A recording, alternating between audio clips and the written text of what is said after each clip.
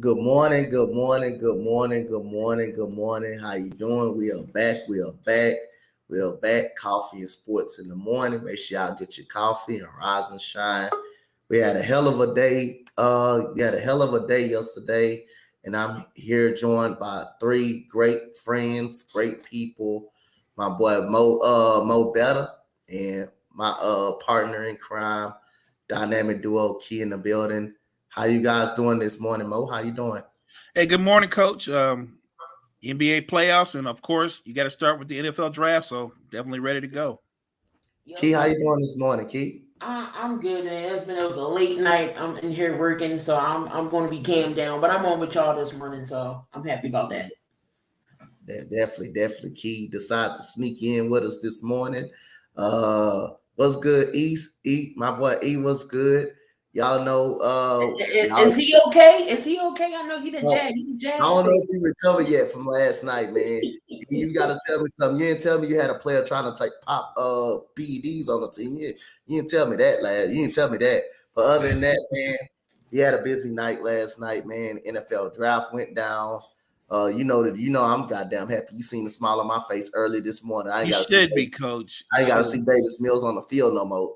On the field, unless something dramatically happened. But other than that, and that topic come to it, we'll get to that. But again, we got to start off with the biggest thing of the day. We know the draft was the biggest thing.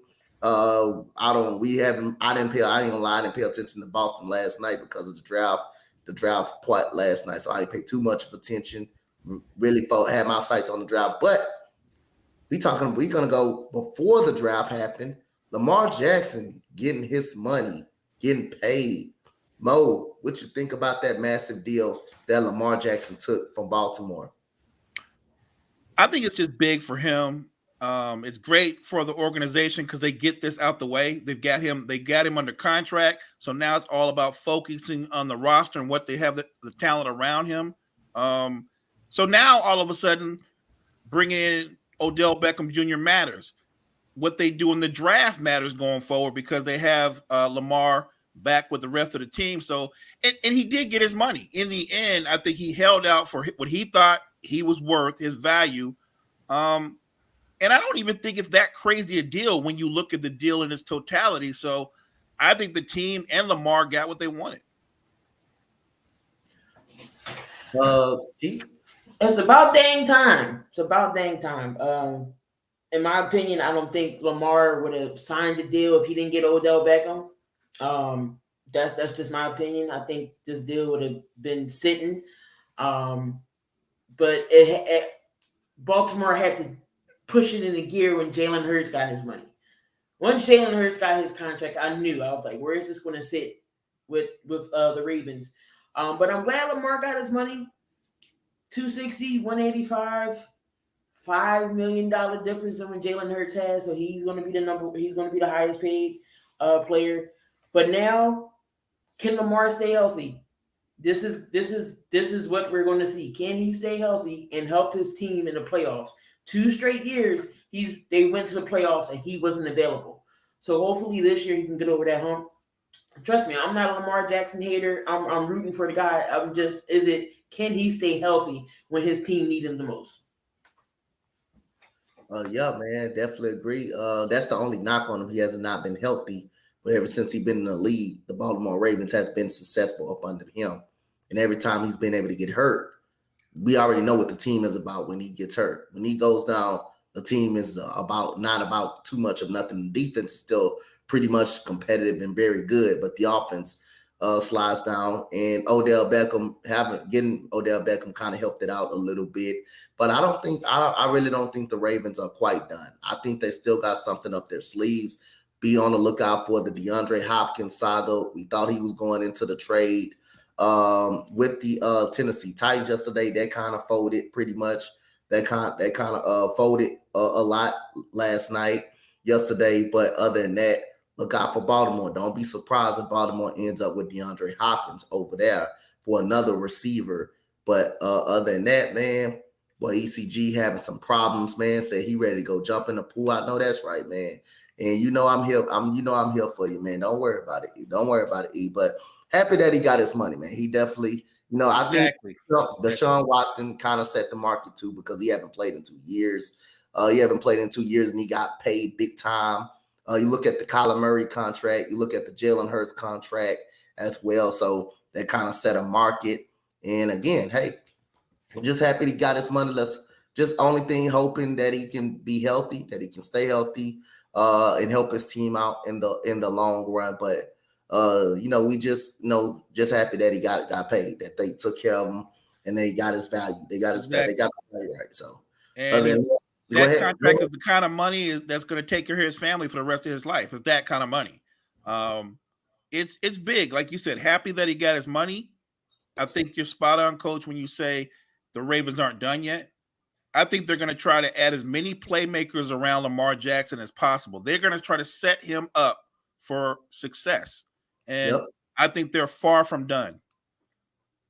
Yeah, I think they are. I think they're far from done. So I think they'll get another weapon. Also, another point. We was all saying, oh, Lamar didn't have no agent. Oh, he needed agent this. Oh, he needed agent that. Now he proved that he betted on himself. He believed in himself, and he can get the job done without an agent. So that that can carry over too. Seeing some of these other players come in that don't have an agent, they can just try to model after what Lamar did. Bet on himself, and it paid off. Hey, he did the right thing, man. He held it down. Everybody, there was some complaints that he got an agent, but hey, he knew what he was worth. He knew what his value was, and he got it done. He got the deal done, and he got the best deal. He got what he asked for. He got what he asked for when he felt like he was. So, that's the only thing about him. Let's see if I think he's going to play well. He's going to play well. The fact is he going to, matter of fact, can he stay on the field? I think he's going to always play well. He's going to have some great value. He's going to live up to the contract, but the problem is, can he stay healthy for this team? And will he be able to get over the hump? I think that's where the contract comes into play right there. So other than that, breaking down the draft, first round of the draft, man. Like I say, we're gonna go. Who won the first round of the draft? Mo, I'm gonna have to give it to you, man. Who won the first round of the draft? Your Texans. They won the first round. Your Texans won the first round. You went out and got yourself a franchise quarterback, a playmaker, a guy who's a natural leader, and then you went out and got a guy on defense who could be a transcendent player on the defensive side of the ball. So I think DeMeco Ryans got both the best worlds. He has two young bookmarks that he can build this franchise off of. So I was stunned. Like, once they took Stroud, I thought, man, they're going to miss out. And they make another move, and they end up with both those guys. Like, that was being aggressive. That's what you call a home run move. I love the aggressiveness. There's no way to slice it. The Texans won the first round. Yeah. Well, the initially move, that was that from 12 to 3. That was the Titans tried to trade up. They wanted a quarterback. As well. They tried to trade up, and it didn't work. We thought the move was done earlier.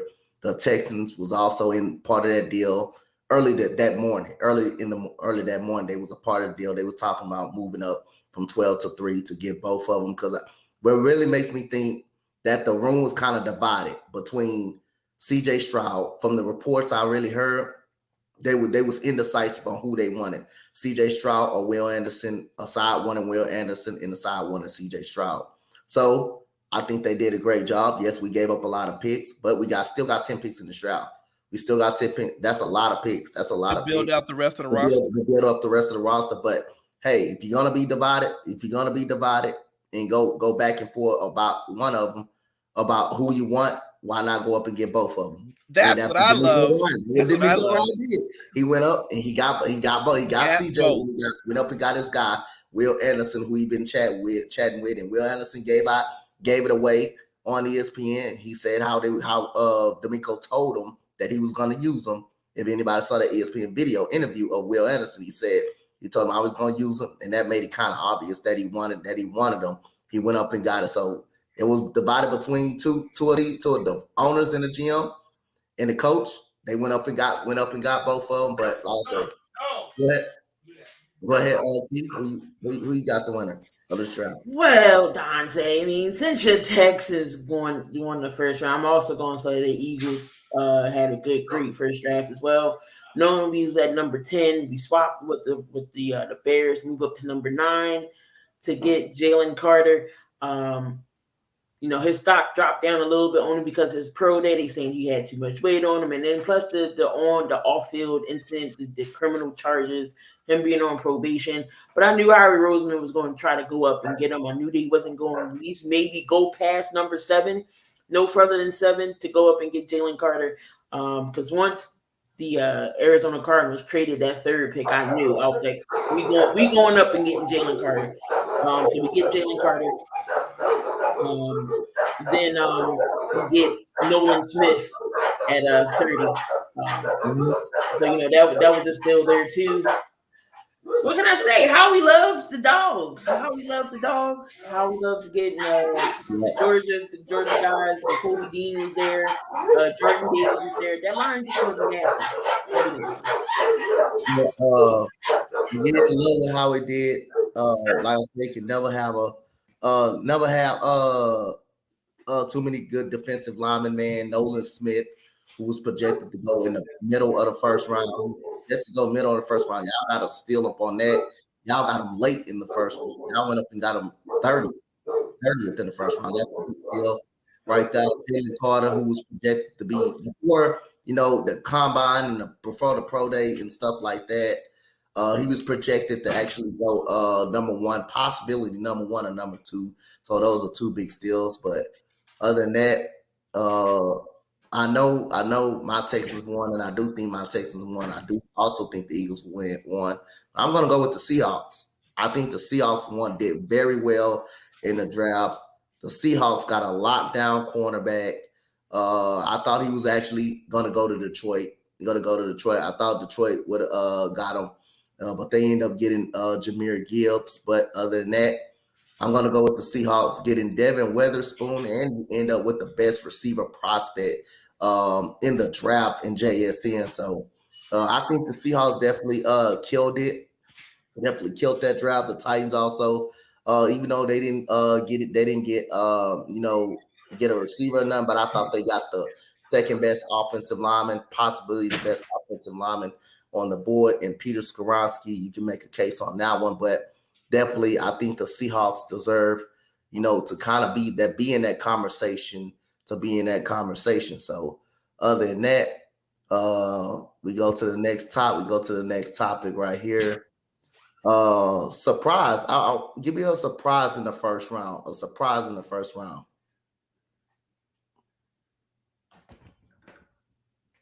Yo, Mike.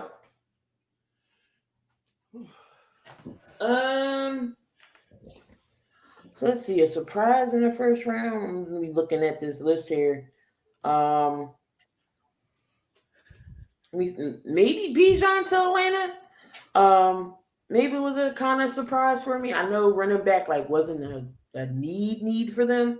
So Bijan to Atlanta was a maybe surprise because everybody had Bijan going to the Eagles. Everybody wanted Bijan as an Eagle. But him going there to Atlanta is going to be good. They already got Tyler Algier, who's a good running back as well. But you add you add Robinson to the mix. That's a good little two-headed monster, and that's giving them an extra weapon for Desmond Ridder. So I'm gonna say my surprise pick was Bijan to Atlanta. Go ahead, Mo. Who your surprise pick in the draft? Who was the surprise pick? Detroit taking the running back in the first round it just blew my mind because they just signed David Montgomery, and the running back that they drafted, they have the same exact skill set. So I looked at that and I thought that's such a Lions pick. It reminded me of the days where they just kept drafting wide receivers number one over and over and over. You went and got a scat back when you just signed a scat back. That doesn't make any sense to me. I don't understand that running back, talented as he is, he would have been there in the second or the third round. That was an overreach. Yep, I'm gonna go. The Jets drafting Will McDonald. Mm-hmm. Where they drafted, you just drafted Tremaine Johnson last year in the first round. That was kind of a head scratcher as well. He was projected to be a late second round. If it was about middle, if it was late in the first round, like when Key and the Eagles got Nolan Smith, who I think that's a big old ass steal right there. Getting Nolan Smith at the back end of the first round, that dude is good enough to be a top 10 talent at Georgia. But getting Will McDonald, drafting 2 defensive ends right there, and you just drafted one last year in Tremaine Johnson, who had a high upside as well. I think that's a head scratcher right there. And again, I'm gonna go Green Bay too, getting Lucas Van Ness. I mean, knowing Jordan Love is now going to be your quarterback, and you still have to give him more weapons. I'm sure probably can get a gem later on in the rounds, but right there, no receivers were off the board yet. I mean, I just think, in my opinion, you should have got Jordan Love a playmaker. I agree 100%. He's supposed to be the guy in waiting, and you're not doing nothing to set him up for what's to come. Like, give him some playmakers, a young quarterback's best friend, strong run game, and a reliable tight end. I'm shocked that they didn't go out and get playmakers initially. Maybe they'll do something in the later rounds, but this is already a shaky start for the Jordan Love regime. Oh yeah, man. You literally lost your best tight end to the Chicago Bears, to a division rivalry. At that, that's what hurt the most. You lost your tight end Robert Tonyan. You lost Alan Lazard, who you knew you were losing to the start of the season. He even came out the last game of the season, said he wasn't coming back. Lost him, and you did nothing to address the receiver situation or get a pass catcher, and all of a sudden you settle. Lucas Van Ness is a solid player, but then again, you don't got no pass catcher. You don't got no pass catcher outside of Christian Watson that nobody will have to fear. And then the biggest loser of them all last night was Will Levis not getting drafted in the first round. Mo, your initial reaction on that? I'm watching this play out, and I thought, for anybody that's ever saw the movie Draft Day, it played out almost exactly like the movie Draft Day, including for your team, Coach. Like, the only difference is they drafted a franchise linebacker and a running back. You guys got the quarterback and the linebacker, and the quarterback who people said had talent but kind of was a jerk or maybe a little bit overrated was just sitting there as picks kept coming and coming. It played out just like that. I think what happened was people started finding out. They took a closer look at Will Levis overall, and maybe a lot of teams were a little bit afraid of the fact that he wasn't a great decision maker, and they said he was a little bit arrogant, a little bit over the top. So I think he scared people off with that, because you don't want that in your franchise. You want a franchise quarterback. You want a guy that's cocky and confident, but not arrogant. And especially his decision making was a big part of it. Knowing he threw 23 interceptions. 23 interceptions? I mean, that's a lot. That's a lot. And they said his interviews, he really didn't do too well. He bombed the interviews. So that turned teams off a little bit. Hopefully he can go in the second round, maybe go to that team, that franchise that can shape him and mold him. And he can, possibly in the future be the guy. But right now he was looking like Brady Quinn in the break room, and Lamar Jackson. But Lamar Jackson did get picked in the last round, but he just sitting there waiting, like, okay, your quarterbacks are coming off the list. It's my turn. After Richardson, I knew he wasn't going to go. Nobody was going to take him after AR. Definitely. I'm gonna tell y'all in that second round, still to look out for Brian Branch. Still waiting on another team. That's a talented safety verdict versus verdict cornerback. Let's hope. Let's hope the Eagles don't get a hold of him. Get a hold Oh of my that guy. God, the Eagles They get a just hold make of out him. like They don't bandits. pick again till like 62 or something. I think he'll be gone by then.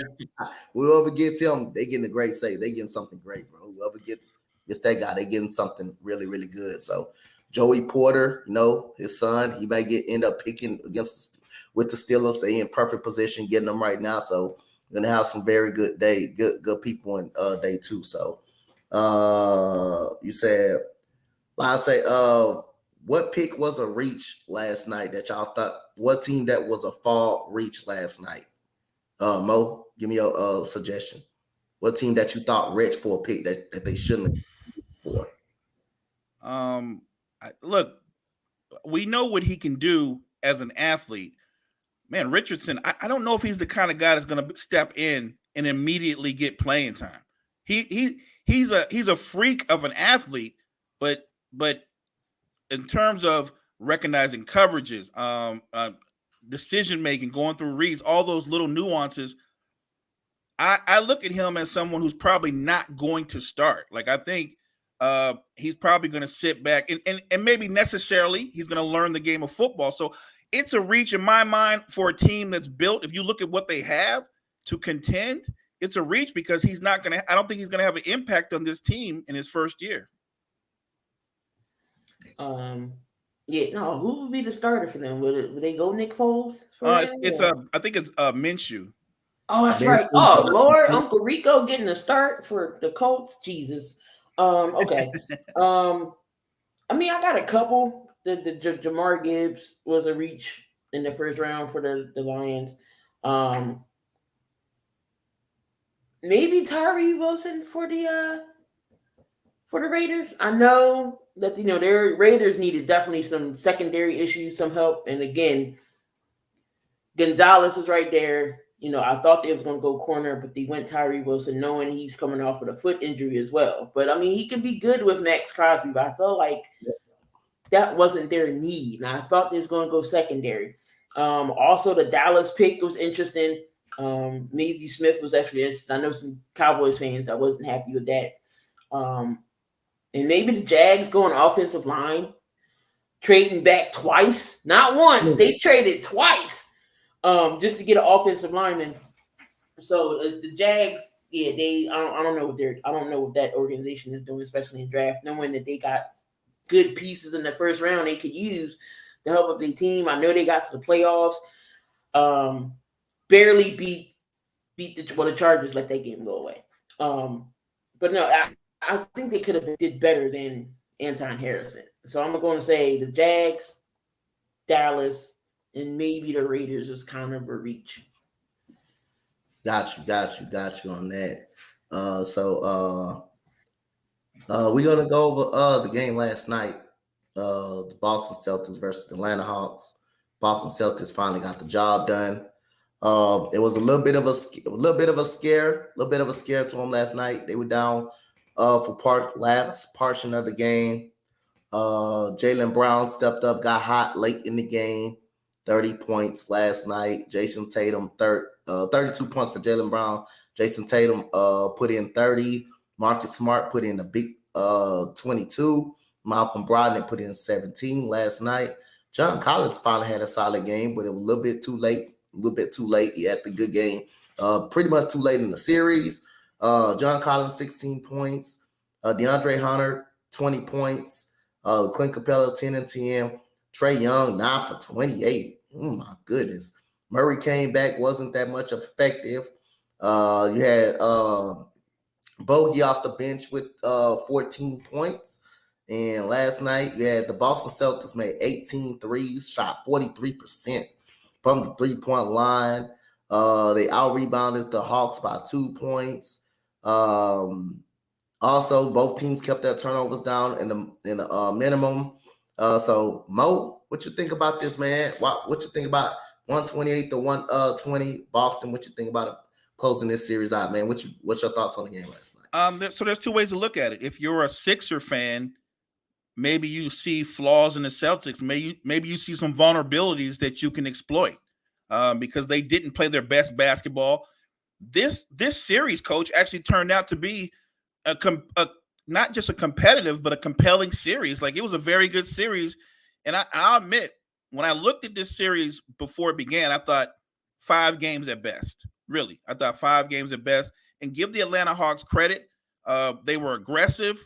They didn't lack confidence. Like, at one point, you felt that they were the more confident team. Like, they started talking to the Celtics like they were that cocky over the course of this series. And when you're Boston, you got to shore up your late game execution, and you're known for defense. But I thought the Hawks in the last 3 games of the series picked them apart. So if I'm Philly, I'm thinking maybe we've got a better shot than people project. Or if you're a Boston Celtics fan, you can say maybe this series is the wake up that the Celtics need. Like, they need to wake up and play their best basketball. And being in a competitive first round series, it might be the best thing for them.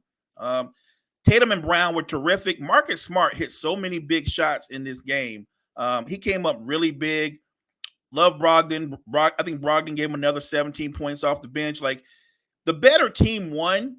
You're just a little bit surprised that it took as long as it did. But to the Hawks' credit, Quinn Snyder made some adjustments, and he made this a really good competitive series. Definitely. Like I said, I knew they had a pretty much solid team. I actually knew they had a pretty much solid team, man. We just didn't know what type of Atlanta Hawks team you were getting. That's all it was. We just didn't know. It's clearly some shakeup do really got to happen still. I think John Collins is not a fit for this roster. I don't think he's a fit for the roster at all. Clint Capella kind of maybe on the downside a little bit. I figure Oyeka Konwu is a better fit for what the Hawks do more than Clint Capella is. But like I say, no denying the fight. They put up a fight. Murray went down. Murray kind of went down went down. He came back in the game, wasn't that effective, but he went down. Trae Young stepped it up when they needed him to step it up in game 5. By the way, Boston gave up the game 5. They was up by 13. And, yes, they did. Anytime your best player get benched, that's not a good sign. Tatum literally got benched. And guess what? Again, if you go out there and you play like crap, you deserve to sit on the bench and watch your teammates play. And if somebody is being affected, hey, you roll with them. I don't care if your star player. If your star players are not being effective and you see somebody on the bench after him being effective, you keep him on the floor. I don't give a damn if it's down the stretch. If he's not helping out the team in that moment, you keep him on the bench and you let him watch. You let him watch for the sideline. Last night, he was solid. He was pretty good. He helped Jaylen Brown close it out. So I'm not mad at the benching by Joe Mazzulla in game 5 because 13-point lead. Hawks got all the momentum. They started knocking down threes. Trae Young became unstoppable. And that's what it is. I mean, you ain't here to pat nobody on the behind because they're a superstar. You got to let it be known. If you're not going to go out there and perform when you expect it to be performed, when you're supposed to be the best player on this team, then hey, you sit right next to me and you watch your other teammate, you root for your other teammate. And I love that. I love that. You go with the guys that are playing the best. And if you're the best player, you set your ego aside and go, they're going on a run without me. All you can do is just sit there and celebrate your teammates. Maybe it'll motivate you to play better to get back in, but I'm with you 100%, Coach. I thought that was a great decision by him. And look, if we're talking about blown leads, we weren't on to talk about it, but the Milwaukee Bucks, the number 1 seed in the East, blew another lead, a 17-point lead in the fourth quarter, and they're at home. Yep. They're at home, and all of us see. This is what I don't like. All year long, the Bucks are the best team. They've got 3 guys that are going to be all NBA. Giannis is always an MVP candidate. They lose, they underachieve because that's what it is. They underachieve, and now you got people talking about, well, Giannis needs more help. We want Holiday gone. We want Lopez gone. Middleton's not that good. And I don't understand that kind of talk. What happened was they ran into a buzzsaw. It happens every Well, now I said that. and we talked about this going into this. They ran into a buzzsaw that, by the way, had Philly met them in the first round, they would have got the same thing. They would have got the same thing.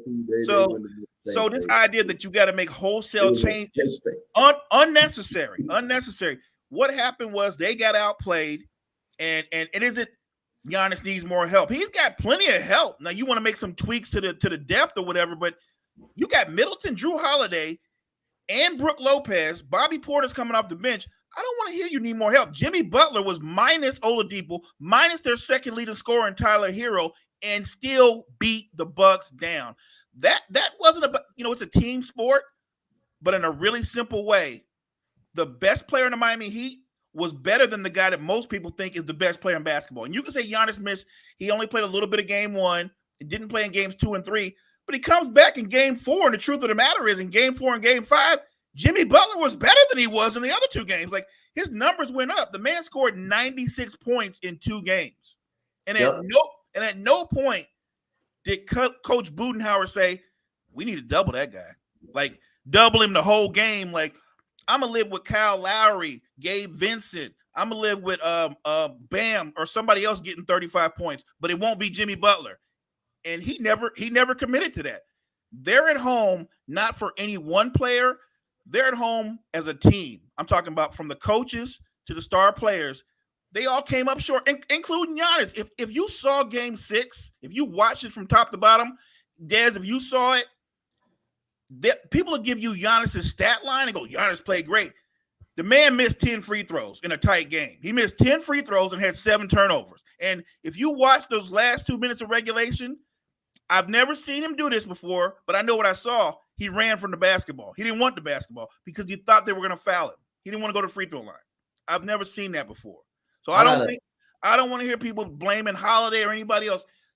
They all take blame. They got whooped. Matter of fact, rather than do the blame game, give credit to the Miami Heat, give credit to Eric Spoelstra, and give credit to Jimmy freaking Butler. So we've been trying to let them know, Mo, they didn't want to listen to what we said.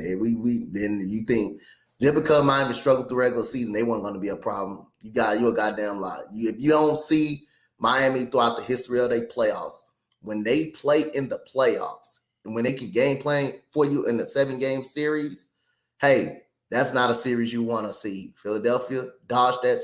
I didn't think they dodged. I'm not gonna say another team dodged, but they got lucky. They got lucky. They got lucky. They played the team. They played Brooklyn. They played Brooklyn, who they want to play. And Miami they thought Miami got the worst result. And truth of the matter, they missed a 21 point. Ain't Tyler Hero a 21-point scorer? Ain't he a 20? All right, so they were missing him. Kyle Lowry. Did he steal some money from the Miami Heat, right? And he was on the bench. All right. So Drew Holiday is an all-star, right? Mo and Dez. He's an all-star player, right? Yes, he is. Okay. Brook Lopez was in a defensive player of the year, right? He's a Yes, he was. All right. Grayson Allen's one of the top shooters in the game, right? Yes, he is. Bobby Portis was a 6th man of the year candidate again. Okay, that's all you need to know. So what are the excuses? Giannis was out. He only played 11 minutes in the first game. But even when he was in, they were still getting dominated. Now, please add that part, Coach. Please add that part. He misses 2 games. But again, let's go back to the year they won the championship. Did they win game 5 and game 6 to close out the Hawks without Giannis, right? Without Giannis. They beat him without Giannis. They beat him without Giannis and closed out the series. This year, well, they good without Giannis, right? They were good without Giannis, right? They were. Middleton, right? They were good without both of those people, right? So, okay. Let's go back to game 5. Let's go back to game 5 when it was 2-1. Did Giannis play that game? Did Giannis play that game? Yes, he did. He got outplayed by Jimmy Butler, right? He only let Jimmy Butler drop 56. How about the last game? Did Giannis play that full game? 100%. And they still lost, right? So that's all you need to know. No excuses. It was just plain Miami Heat. Got out coached. Got outplayed. Coach, you said this all along. Yep. Jimmy Butler's a different dude. I think Jimmy Butler, he's a pro's pro, but he doesn't care about the regular season. He doesn't care. He don't care. I mean, he's built for the playoffs. That's what he's built for, man. Like I said, he's gonna be an all-star. He's gonna be an all-star in the regular season, and he's gonna be an all-star in the regular season and an all defensive player in the regular season. But in the playoffs, when you expect your big time superstar to elevate their game, he's one of the few guys that's gonna elevate his game to a different level. And to be honest, man, Jimmy Butler's the best fucking player in these playoffs out of anybody in the playoffs. As of right now, he's the best player in these playoffs as of right now. Oh, I agree. Even though Booker's been killing it, Yep. Look what Jimmy Butler's done with the hand that he was dealt with. Like he knocked out the number 1 seed. He took out the Bucks. Bottom line, and I know, like I said, I don't like the blame game. The one thing Giannis said that I like was, you know what? Sometimes you win, sometimes you lose. Like the better team was, he admitted that they were the better team, and that's okay.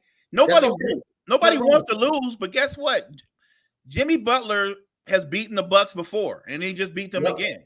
And I give Giannis credit for saying, we're going to go out, work real hard in the offseason, try to come back better, try to win another championship.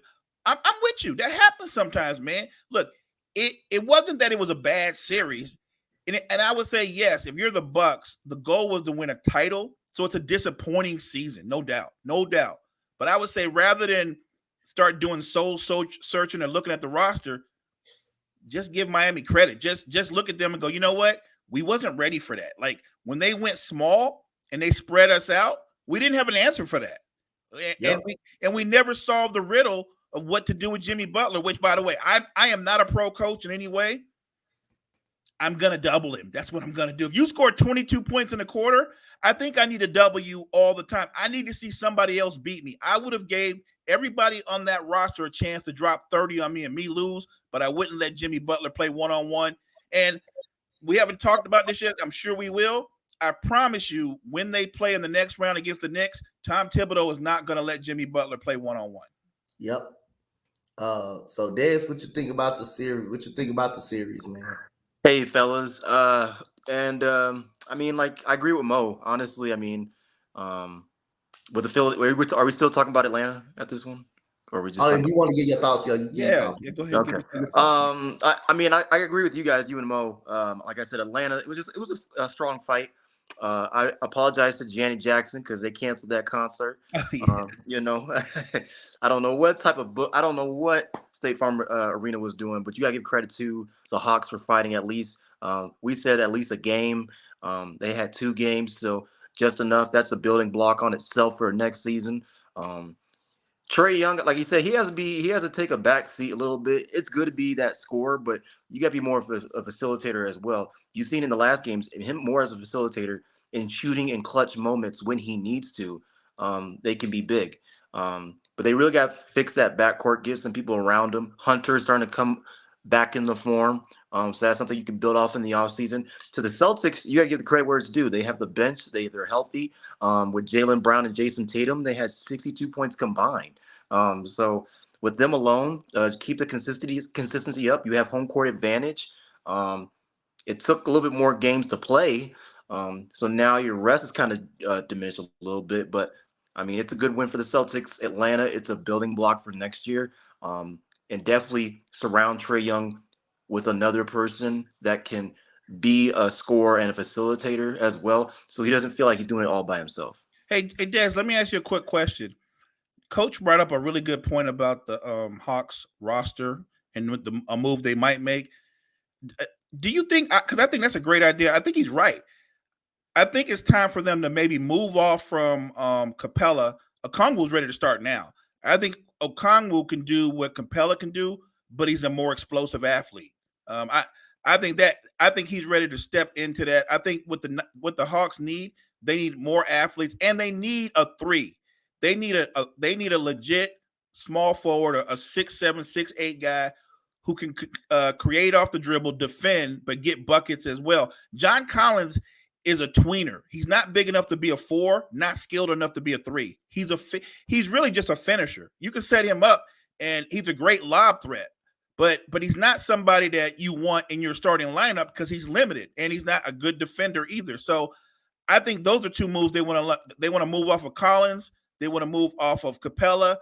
They're a young team, And I don't think they need major moves in terms of like a roster overhaul. I just think they need a wing that complements what Trae Young and DeJounte Murray do as a backcourt. Do you know what I mean? Like somebody that can relieve some pressure from Trae Young. So he doesn't got to average 25 a night. Maybe he averages 22 a night and gives you 10 assists. Like they need more floor balance. Like Coach said it. It's not that they didn't have talent. It's just that they just underachieved during the regular season. So I have to believe that Quinn Snyder's going to go out and look to add another scorer in that starting lineup. No doubt, exactly. That's what I'm hitting to. Like, I mean, because you see Trae Young, he's just shooting threes, which we all know he's good at it. You don't get me wrong, but it's like he's forcing the offense. Where you need a backup or someone to relieve that pressure from, because he's still the face of the franchise. Capella, like you said, Coach, I agree with you. They got to get rid of, I'd say, Capella, John Collins, especially. He's always on trade block. Not a great defender. He's more of a slasher, in my opinion, lob threat. And so, like you said, I think they should go keep Young, but get somebody that's a proven veteran that can score but facilitate at the same time. Maybe one or two players, and then just they'll develop from there, because their development system is huge. I mean, they've developed a lot of good players from their organization. So you know what? In a perfect world, Paul George would be a perfect fit for Atlanta. Yeah. Yep. Veteran. You know what I'm saying? He wouldn't have to be the man because Trae's the man. He wouldn't be the number 2 because that's Murray. But he'd be a perfect fit because he could drop 20 a night, help facilitate, and play defense. Like his skill set would be perfect for what the Hawks have. No doubt. Yeah, no doubt. That would be definitely a perfect skill set what they have. And yeah, we're gonna keep going over the slate of games that we did miss out on, that we didn't get to. So we got again, we mentioned Atlanta did come back, win game 5 pretty much to send it back to Atlanta before losing last night. Again, it was 119 to 117. Trae Young had ice in his veins, hit the game-winning shot. Hit pretty much the game-winning shot. They hit 19 threes in the game for Atlanta. Both teams were able to keep their turnovers down pretty much. Boston ate up in the paint pretty much. They ate in the paint a lot. So again, John Collins, 22 points in that game 5, was really good in the game 5. Back-to-back games was really good in. DeAndre Hunter, 13 points. Trae Young, 38. You had Bogey with big 18. He had big 18. Sadiq Bey even came up with 12 points. Jason Tatum, 8 of 21, 19 points, 1 of 10 from the field, just abysmal and just god awful. I mentioned he got benched, and rightfully he deserved to get benched at the end of the game for that performance that he had. Marcus Smart only put in 10 points. Derek White had 18, another solid game. Feel like he's been playing great all playoffs pretty much. Jaylen Brown again continues to be the man for Boston. When Boston needed him most, second series in a row, pretty outside of the NBA Finals, he's outplayed Jason Tatum. He's been the number 1 pretty much guy. You had Malcolm Brogdon with 14, always going to give you a great production. And plus, you had Robert Williams 10 points in this game. Mo, what did you see in this game? I think what we see a lot that a lot of people don't mention is nobody would argue that Tatum is the more talented player. But I think that Jaylen Brown's got more dog in him. He's got that more it in him. Jaylen Brown, to me, more times than not, comes up with that big shot, that big steal, or great defensive play. Like, I'm not saying he's better than Jason Tatum talent-wise, but if you match them up player for player, he's every bit as good. And what he does that Tatum doesn't do enough of, he attacks the basket. Jason Tatum too many times dribble, show off his handle, and then he'll finish with a really tough fadeaway step back. He lets the defense off the hook way too many times. With his skill set and his length, Jason Tatum should be attacking the basket constantly. A guy like that should average 10 to 12 free throws a game. Now, granted, in the regular season, he did that. He upped his free throw attempts. I think he shot about eight per game. But during the playoffs, not nearly as aggressive, just settling too much. I thought his shot selection, his bad shots, those long shots that become long rebounds, that actually ignited Atlanta's offense. If you allow a guy like Trae Young to play in space, you're in trouble. You have to make Trae Young play in a crowd, because if he plays in space, he's going to eat you up. He's going to eat you up. Somebody that can shoot from that far away without breaking form off the dribble, there's only one other guy that can do that, and that's Steph. So that's how special that is. Boston has got to be better in the second round. If they play like they did against the Hawks, against the Sixers, they're going to find themselves in a 7-game series, or they're going to find themselves getting knocked out. Definitely. Dez, what you think about that? I agree with Mo on most of his points. I mean, he took the words right out of my mouth. I mean, you got to give credit to Atlanta for the threes that they were making in that game. You really spaced out Boston. When Boston was spaced out, like Mo said, and there's only 2 players that can do it in the NBA, Steph and Trae Young, you're going to have problems. James Harden can definitely pull up from 3. You have Maxey as well. And you have PJ Tucker that could be a corner shoot 3 option for Philly as well this next round. And like Mo said, the way they played against Atlanta, like we all said, at least 1 game maybe, but we thought this was going to be a dang sweep. And it took what, a lot of games just to pull out. I mean, 6 games to pull out for this series. You gave Philly a little bit of rest, film study as well, because they were banged up as well. So you gave them close a little bit to an extra kind of healthy day, right? The thing for me that's going to be key for this next series is, like you said, Mo, defense, pace, and space. I mean, and guys got to step up. If this is the second round, you have to pull the bench, the starting 5. Everybody has to be on board to get the W. Definitely. It's going to be a good series between Boston and Philadelphia. Can't wait for that series to start. But other than that, we go to the game. Denver Nuggets close out the series. They will be playing the Phoenix Suns in the very next round. 112 to 109. Mr. No-Show, 26 points, 11 rebounds, 1 of 6 from the field, 1 of 6 from the 3. 9 of 17 from the field. Wasn't that great. Wasn't great. It was okay, but he decided to show up when I did say, too late, a lot late, like a lot too late. He decided to show up too late in the series. Rudy Gobert gets his normal number, 16 and 15, gets his normal. Nickeil Alexander-Walker, 3 for 9 from the 3-point line, 5 of 11, 14 points. Anthony Edwards seemed like he'd been mad all series. He struggled from the 3-point line, 0-6, but he did have an efficient game from the field. Overall, he had an efficient game from the field. And he also was the rebounder, the playmaker. He was everything for Minnesota. Minnesota, he should be that franchise play. He should put more ties into him. Taurean Prince, 13 points. 13 points in the game. So we go to Denver side. Aaron Gordon, 14. Michael Porter Jr. struggled, only had 8, but he did have 10 rebounds. So Nikola Jokic, monstrous game. But wasn't great from the field, but everything else, like I said, I mentioned, he did everything else. 28 points, 12 rebounds, 17 rebounds, 12 assists. He did everything else right from the field. Jamal Murray was the man in this game with 35 points. Caldwell Pope chipped in 10. Bruce Brown chipped in 14 from the field, 14 points. One of my favorite players in the game. You had Denver Nuggets, 12 3-pointers. They got to the free throw line a lot, 36 times. They were aggressive. They got a lot of fouls called. That's what you got. That's how you get that feeling of the ball going into the basket. I got a feeling Jokic got most of his points from the free throw line, built to that 9 of 28 shooting, and 12 turnovers to 14 by Minnesota. They out-rebounded Minnesota by 7. By 7 rebounds. You got out-rebounded by 7 rebounds. You got both of the Twin Towers, and I don't understand how you get out-rebounded like that. But other than that, Dez, what you see up out of this series, man? What you see up out of the game, bro, for your Denver Nuggets? Coach, you touched on a lot of stats. When I was watching this game at home, it was definitely good to just see how Denver performed in that environment. In the beginning, it was really sloppy for Denver. Because they were anxious to close the series out. You saw the jitters, right? Because as a fan base and as a fan of the Denver Nuggets, playing at Ball Arena, it's electric, especially when you have the fan support.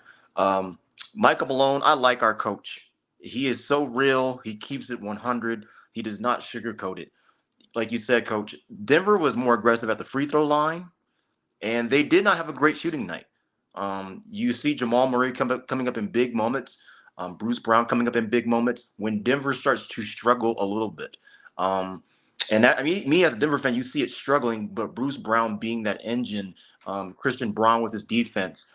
You don't see Michael Porter shooting at a good clip, but you see him helping on the offensive rebound, and Aaron Gordon as well. You got to give credit to Denver on that series. Minnesota played them well, though. You got to give Minnesota credit. Anthony Edwards, great player. I mean, future franchise for the Minnesota. But he threw a chair right when he missed that shot and got assault charge. So I don't know how that's going to pan out. But Denver overall going on to his next series, they have to be better. And I think this is the kryptonite for Denver Nuggets: points in the paint and running in transition and running, because this team can run. They're still young.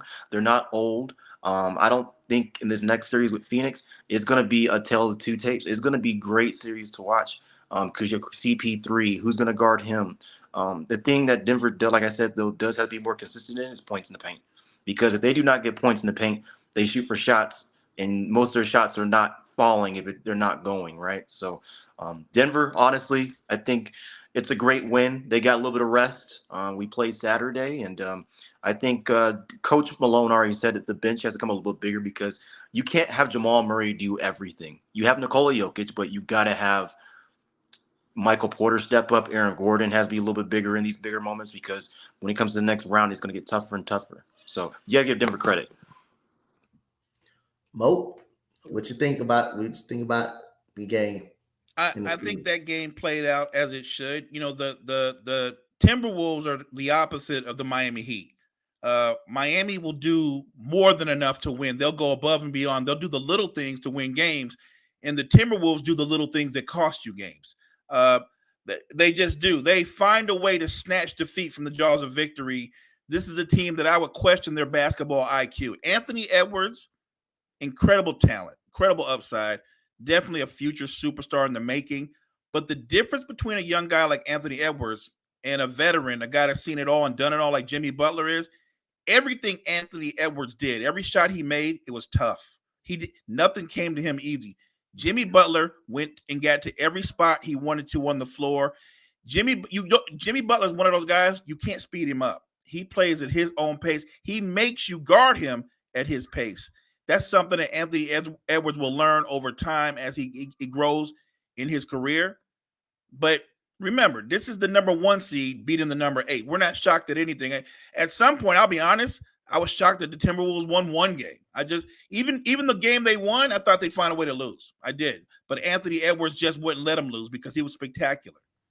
Going forward, I think they've got question marks.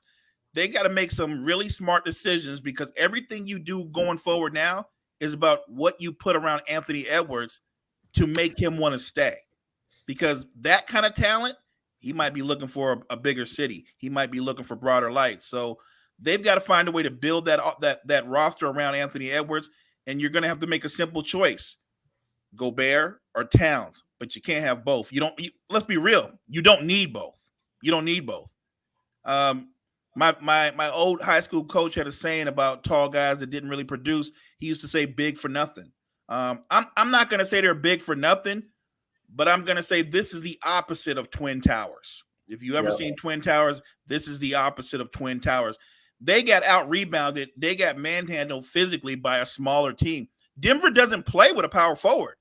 They play with Jokic and a bunch of wing players, and they out-rebounded you.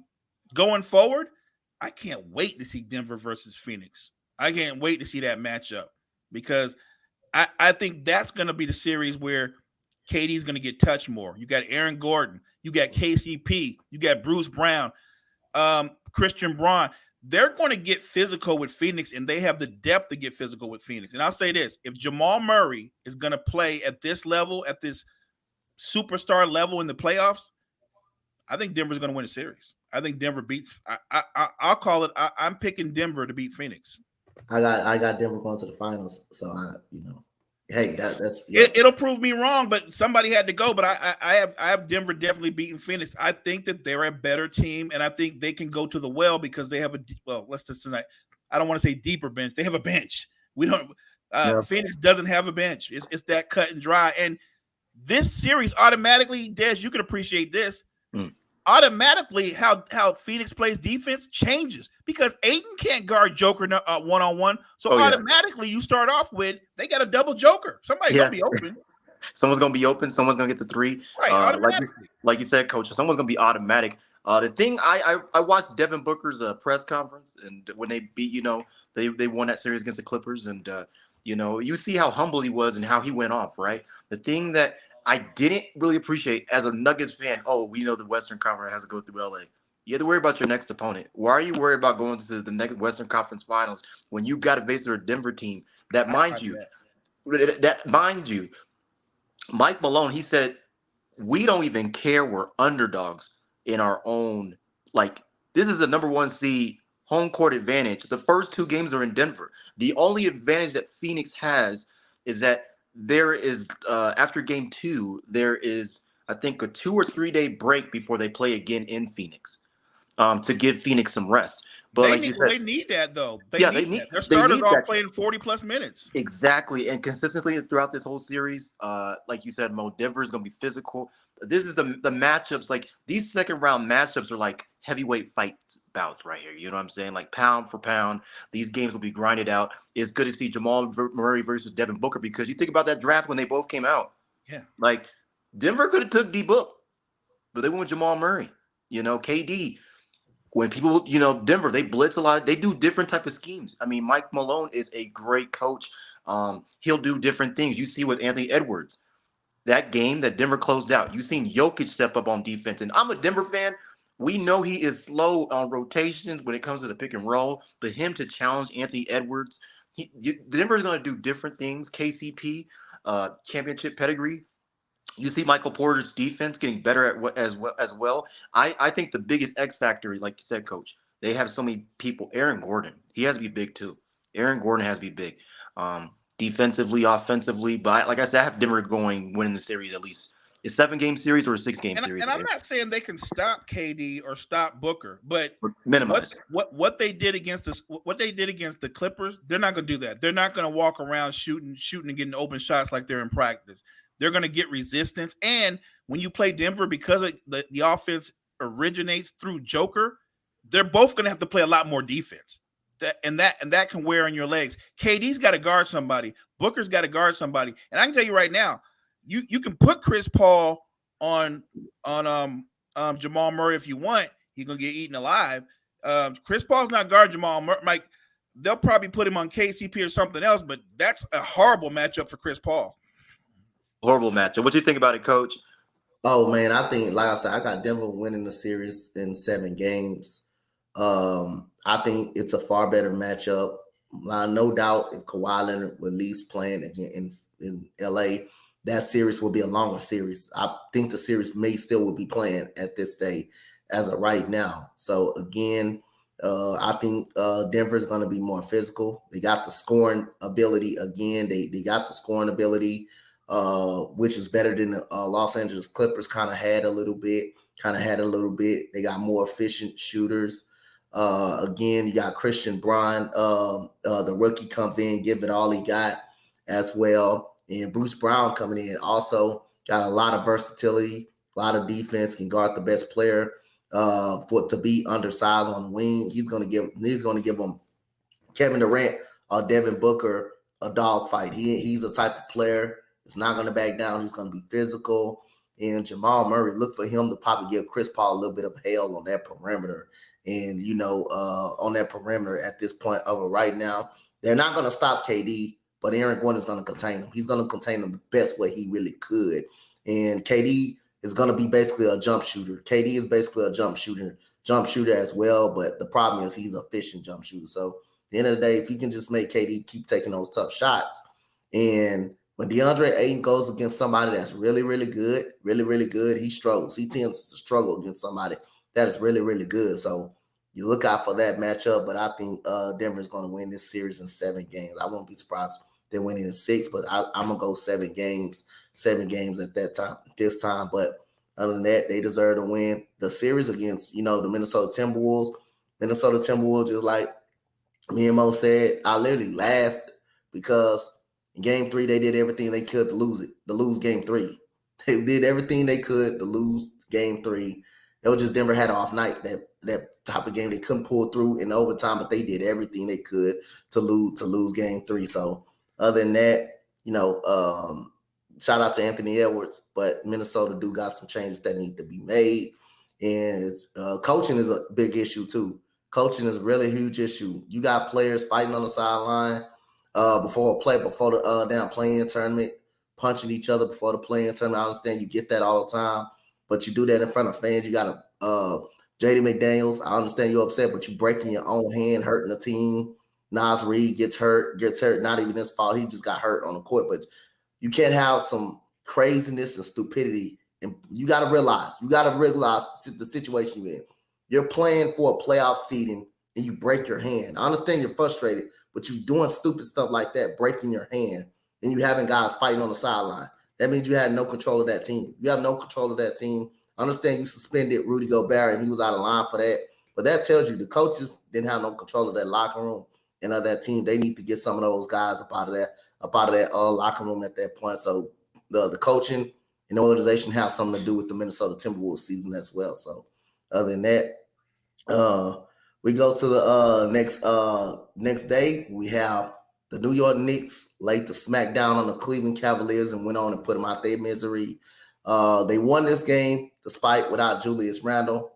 Now, again, to be honest, I think the New York Knicks may be a better team without Julius Randle. I think they may be a better team without Julius Randle, and they played hella good without Julius Randle in this game, ball game.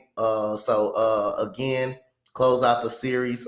Julius Randle against, I think he went out for the game pretty much. Played on the 16 minutes, went out pretty much. 13 points. Mitchell Robinson, 13 and 18, was a beast on the boards. Jalen Brunson chipped in 21.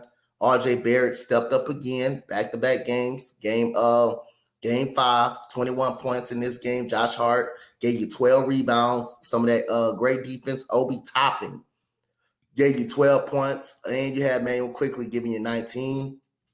Evan Mobley, Jared Allen, really disappointed in them. They played awful in the playoffs. For them, they played god-awful throughout this whole playoffs. Darius Garland, 21 points. Donovan Mitchell struggled from the field in the series, 28 points. And you had Isaac Okoro, had 10 points. But this is a devastation right here for the Cleveland Cavaliers. But no excuses for Evan Mobley, second year. Jared Allen, they got outplayed. They got outclassed by Mitchell Robinson. They got out physical. They was clearly taken out of the whole series. And again, this team was by far the better team. And it showed 4-1. It showed. And I think we all picked the Knicks to win this game. Win this series. We thought it was an even matchup, but it wasn't no even matchup at this moment. They just outclassed the Cleveland Cavaliers. They just had no answer. And the big man played soft as hell in this series. They didn't have any type of answer. And Jared Allen and Evan Mobley literally let me down in this series. They literally played soft as like toilet paper in this series. Mo, what your thoughts on this series? I was disappointed in the way that Mobley and Jared Allen both played. I mean, look, no one played great for Cleveland. The outcome didn't surprise me. I thought going in, the Knicks were the better team. And I said it before the series that Jalen Brunson is as good a basketball player as Donovan Mitchell is. Not the scorer, not as explosive, but I'm talking about when you encompass everything, leadership, just the way he controls the game. He's as good a basketball player. And I said he'd be as good or better, and he was. But it also exposed something else that's going on throughout the league. I don't think you can play with two bigs in your starting lineup. Not if one of them can't step out and shoot from range. You can't have two guys in your starting lineup that can only score in the restricted area. You will have spacing issues that will eat you alive. Cleveland have to make similar decisions that the Timberwolves and other teams are going to have to make. If you're going to have a 6'10 guy play with your center, that 6'10" guy better be able to shoot from range, or the center better be able to shoot from range. Any other way, and the lane is going to be clogged. And it was really easy for the Knicks to blitz Mitchell to attack Garland because they knew Mobley and Allen, they're not playmakers. You pass the ball to them, you're doing the right thing, so they're going to pass the ball to them, but neither one of them are natural playmakers. So that's something they got to address in the offseason. I also think that Cleveland desperately needs a wing defender. They need a legit 3-and-D guy because they're a team that has no shooting. Outside of those two guards, there's no shooting. Karis LeVert is a scorer, and he can be streaky, but I'm talking about somebody that shoots the three at about 38-40% from the field. They desperately need something like that, and I think they have to make a decision on not Mobley. You're going to keep Evan Mobley, but how to stagger his and Allen's minutes, because what they do might work in the regular season, but you can't play with 2 zero-range players in your starting lineup in the playoffs. Des? Hey, I gotta agree with Mo on that. I mean, that's sad right there. Evan Mobley, and the other center for Cleveland, they did not eat their Wheaties in this series at all. Not even for breakfast, lunch, or dinner. You got to give credit to New York.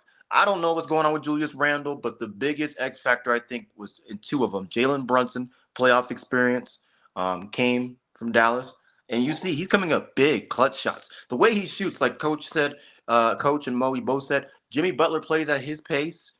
Jalen Brunson is the exact same thing. You see his jump shot. It's you like when he makes that little step jab to get a little bit of space and makes a difficult three. RJ Barrett stepping up, 2 solid good games back to back. And you see him and RJ Barrett starting to get some chemistry, right? When you don't have Julius Randle on the basketball court.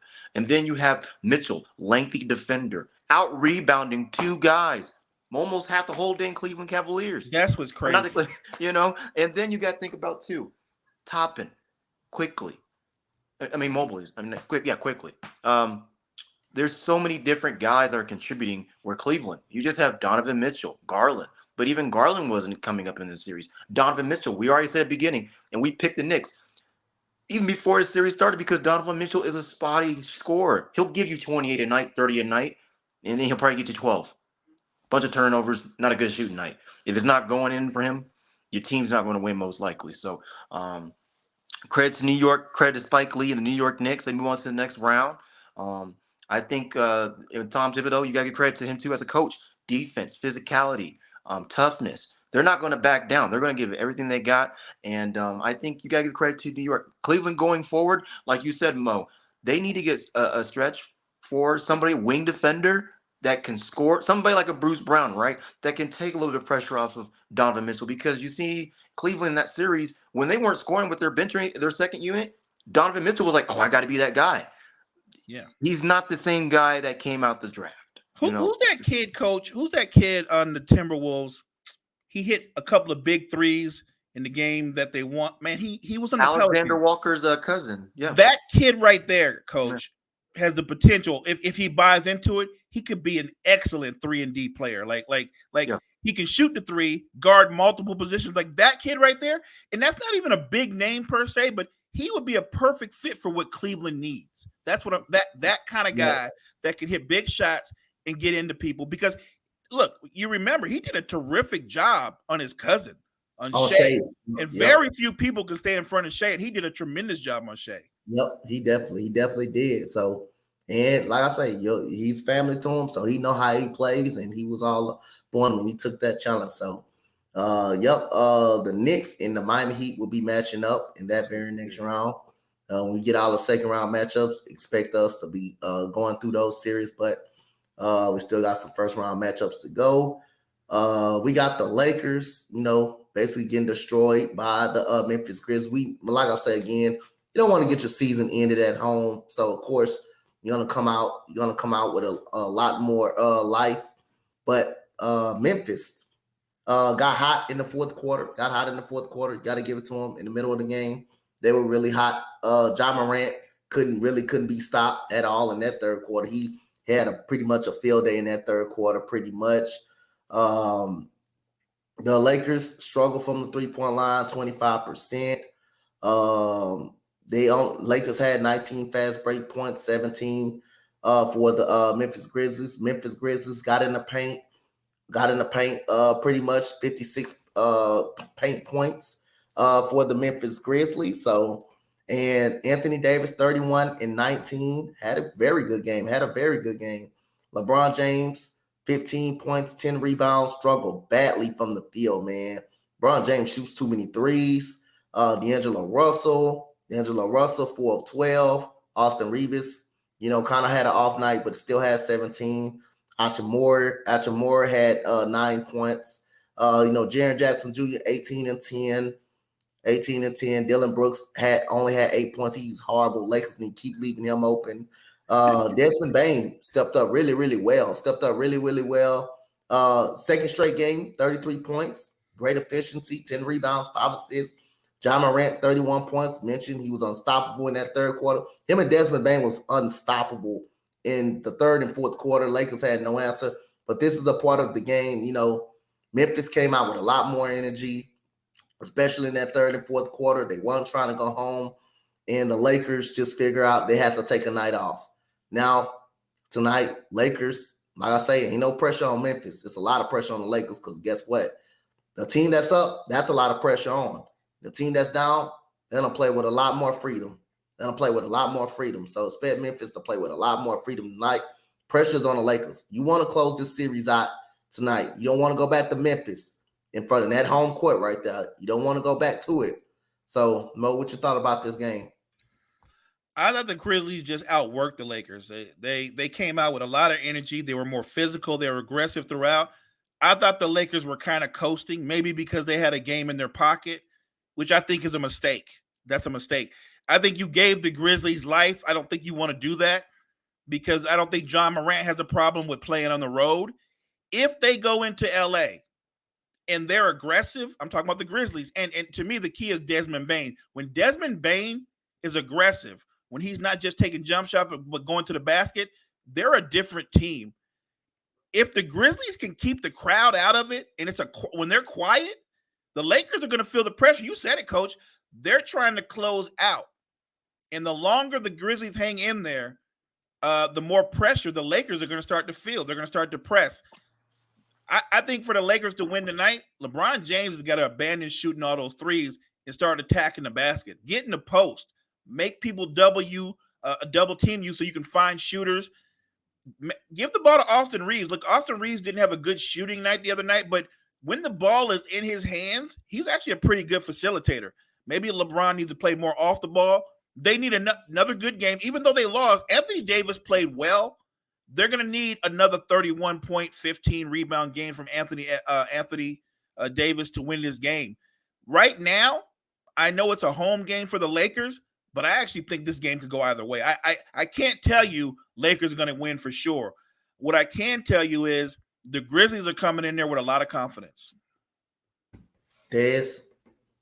Hey, Coach hit it on the nose again, man. But like you said, Coach and Mo, when you're a team that's down, you're playing with house money. You have nothing to lose, right? You're hungry. Lakers, and we've seen it with every team in this series and every series so far. When they're about to close out a game, we're one game away. Do you see all these games so far being so close? It's not like they're pulling away and it's a blowout and they're going home, right? These are close games. Memphis, like you said, Coach Mo, Desmond Bane is key. That gives some pressure off John Morant, trying to be the scorer, right? He can facilitate, space open the floor. You've seen Jared Jackson being great. Anthony Davis, 31 points, 15 rebound game, great. But like you said, Mo, he has to have another game like that just to give the Lakers a fighting chance. LeBron, I know he's getting up in age. I don't know if it was, he didn't feel right, something.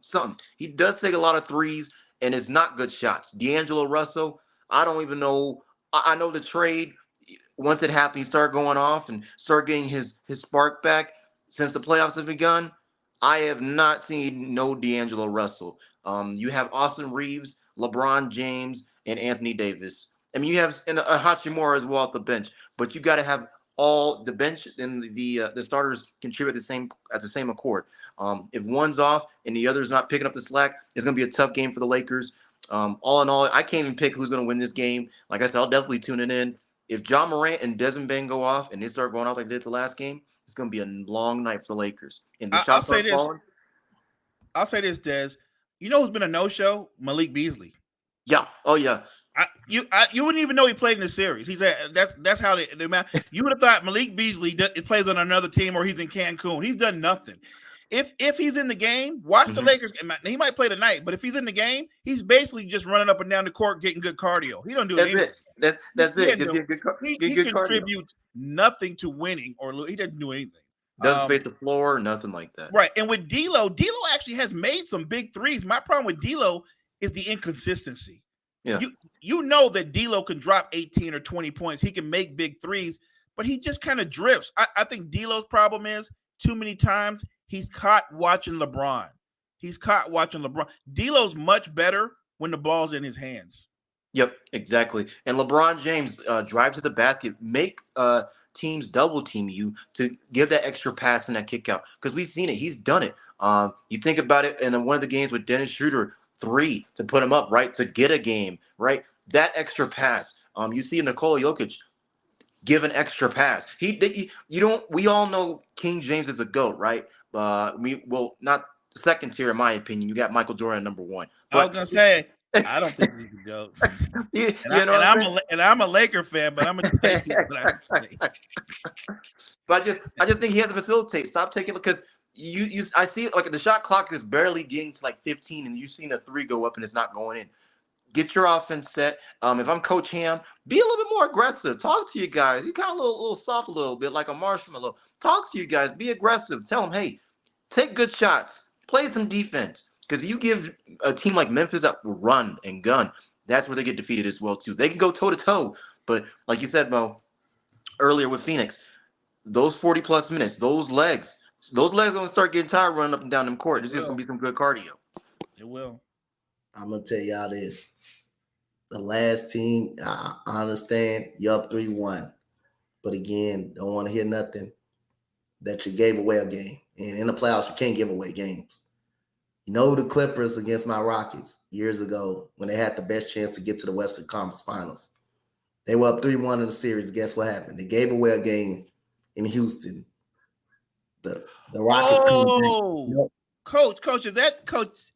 You would know better than me, Coach. Is that the series where Harden actually was out of the game at one point? That was the Game 6 game. Game 6 game. And he was sitting and he was sitting on the bench, and I think Josh Smith. That was Josh Smith and Corey Brewer. Yes. Man, that was amazing. We came back, but they gave away Game 5 in Houston.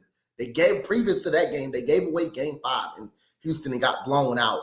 And we came back from 19. Corey Brewer, Dwight Howard, Jason Terry was on the court.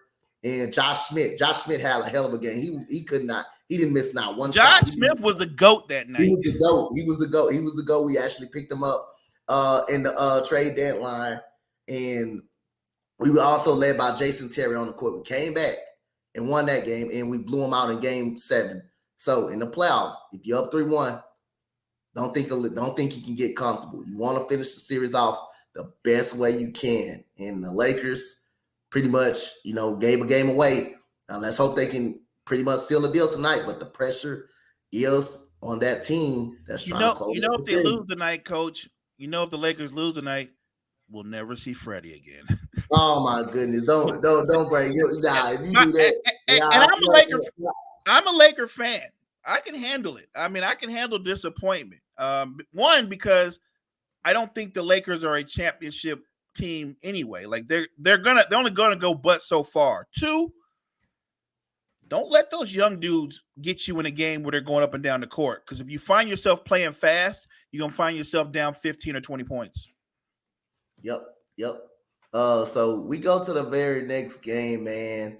And it's the Miami Heat versus the Milwaukee Bucks. Miami Heat tied it on a miraculous putback alley-oop with Jimmy Butler. A hell of a putback, perfectly timed pass in the inbound. The Bucks had a 17-point lead in the fourth quarter, and they got outscored 32-16. Jimmy Butler continued to come back and hunt them 42 big points in this game for Jimmy B. Kevin Love even chipped in 15 points. Bam Adebayo had a solid, great game as well. Triple-double. Had an awesome game, 20, 10, and 10. But also fouled out Gabe Vincent, 22 points. Matthew Screws, I thought that was a big play when Giannis fouled him at the 3-point line. That was a big play too in that game. They were down by 2. When he fouled him. That turned into all of a sudden 3 straight free throws in the game. Giannis, they got another shot. They missed a free throw. Giannis gets the ball and for somewhat decides to pass it to Grayson Allen. Didn't even get a shot off. For somewhat. Bobby Portis, 17 minutes, unacceptable, no points, and you're one of the best players on the team, unacceptable. Pat Connaughton only had 7. Grayson Allen had 8. Jrue Holiday wasn't good in this game. Lopez was solid. Middleton was solid. But Mo, what you think about this game? Man, I'm watching the game, and I don't know if you guys ever did this where you have like 2 things going on at the same time. So they're up 17, and you can see they have total control, and I'm drifting back and forth, and suddenly 17 is 10, and then it's 8. And then I'm locked in. And from that point on, Miami has total control of the game. Like they literally shut down what Milwaukee does. Here's the problem with Milwaukee is that when your best player is a big, because Giannis is a big, he's a 4-5 combo, however you want to slice it. I've always said he's a center. I think he's a center. But when your best player is not a shooter and he can't make free throws, when a team is making a run on you, how do you stop a team from making a run? You either make a big shot or you say, our offense is failing. We're not hitting shots. You put your head down, go to the basket, get to the free throw line. The problem is your best player, he can have those stretches where it gets in his head. And you can see, if you watch that game, Des, he got in his head. He started shooting free throws short. Then the next one would be long. And once that started, it was just a cascade. And they get their confidence from him. When he looks like he's shaking, Brook Lopez is shaking, Jrue Holiday is shaking. And these are veterans.